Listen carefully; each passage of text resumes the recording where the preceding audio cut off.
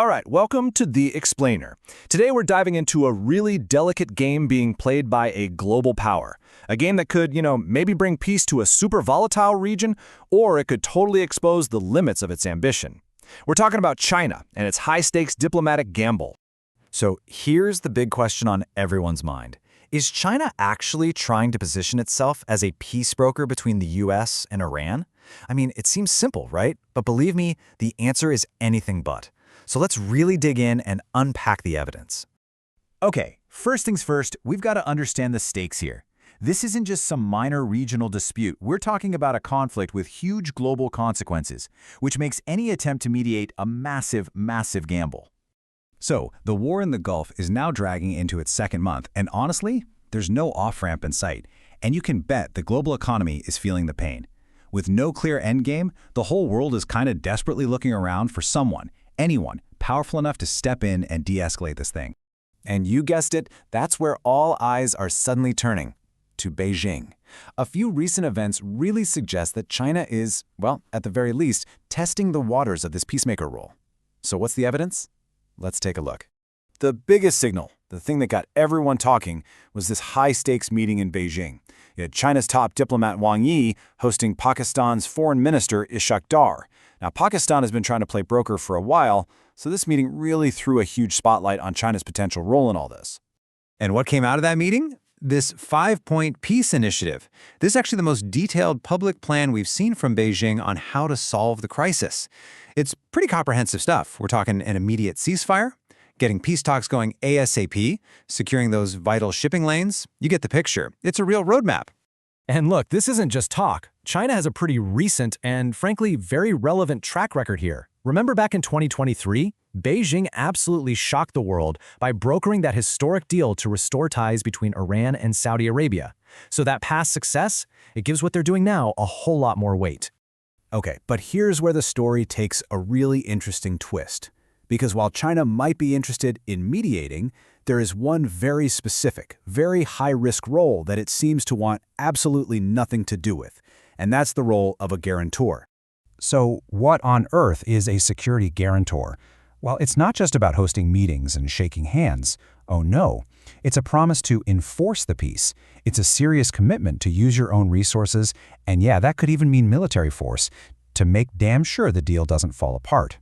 And the difference here is just huge. It's fundamental. A mediator, they bring people to the table. The risk for them is pretty low. But a guarantor puts their own skin in the game. They are literally on the hook if things go south. The risk is enormous. And we know for a fact that these guarantees are a make-or-break issue. Just listen to this from the Iranian president, Masoud Pezeshkian.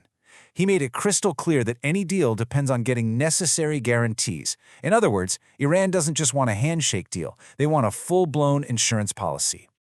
But the signals coming out of Tehran are, to put it mildly, deeply mixed. Because while the president is talking about guarantees, you have the foreign minister saying they're geared up for at least 6 more months of war. This kind of contradiction just shows you how dug in this conflict really is, and what a nightmare it would be for any outside power to try and manage.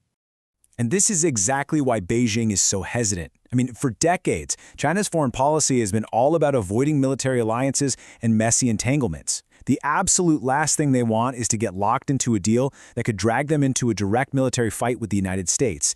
That seems to be a red line they are just not willing to cross. So that begs the question, right? If China doesn't want to be the guarantor, why bother getting involved at all? Well, this is where we have to zoom out and look at Beijing's much bigger strategic game. This quote from Tong Zhao at the Carnegie Endowment just hits the nail on the head. He says China wants the world to see a contrast. While the United States generates turmoil and chaos, China positions itself as a force for peace. And really, that's what it's all about. This is a massive PR opportunity for them. So it all adds up to this really complex calculation for them. On one hand, yeah, they want to polish their global image and look like the big peacemaker, but they're also genuinely worried about their export-driven economy, which gets hammered by this kind of instability. And all of this is happening while they're trying to manage their super delicate relationship with the US, especially with some key diplomatic visits coming up. And China's Middle East envoy used this really powerful metaphor that sums up their whole view perfectly. He said, "The one who tied the bell must be the one to untie it." What he means is, in Beijing's eyes, the United States started this whole mess, so the ultimate responsibility to fix it, that lies with Washington. China's willing to help out, for sure, but they are flat out refusing to take ownership of the problem. Okay, so after looking at all the evidence, the risks, the strategic moves, what's the final verdict here? Let's tie it all together. The whole dilemma for China really boils down to this. There's the goal versus the reality. The goal is to get all the prestige and the global credit that comes with being a peacemaker.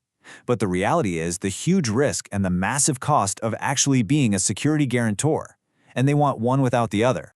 So here's the bottom line. China is absolutely playing a calculated diplomatic gamble. They're trying to boost their global standing and look like a responsible great power, but they're doing everything they can to avoid getting tangled up in this incredibly volatile conflict. And that really leaves us with a much bigger question, doesn't it? In this new era of global competition, what is the true price of peace? Are the world's great powers willing to actually pay that price to enforce peace? Or will they just settle for the prestige of talking about it? Something to think about. Thanks for joining us for this explainer.